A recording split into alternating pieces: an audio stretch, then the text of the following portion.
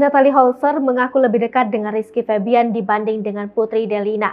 Hubungan Natalie Holzer dan Putri Delina memang santer dikabarkan tengah renggang. Ini diduga imbas dari curhatan Putri Delina ketika diundang menjadi bintang tamu di podcast milik Maia Estianty.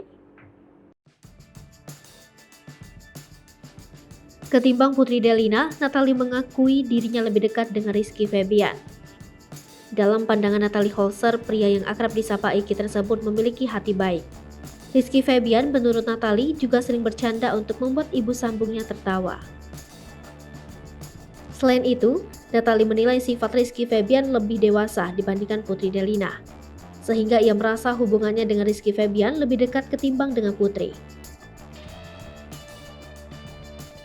Kendati memiliki rintangan agar diterima oleh keempat anak Sule, Natalie Holzer menegaskan enggan menyerah. Sebelumnya, Natalie Holzer sempat meminta Sule ajak duduk dirinya dengan Putri Delina. Curhat Putri Delina kepada Maia Estianty beberapa waktu lalu justru berbuntut panjang. Natalie yang akhirnya ikut mencurahkan hatinya pada Uya-Kuya pun berlinang air mata. Baik Natalie maupun Putri Delina sama-sama merasa sakit hati. Namun, bukannya tak bersikap dewasa, Natalie ternyata pernah meminta Sule untuk mengajaknya duduk bersama Putri dan menyelesaikan masalah ini. Sayangnya respon yang didapat Natalie atas keinginannya itu tak sesuai harapan. Menurut Natalie, Sule lebih berhak melakukan hal tersebut daripada dirinya sendiri. Ia lantas mengungkap respon Sule tatkala meminta untuk dipertemukan dengan Putri.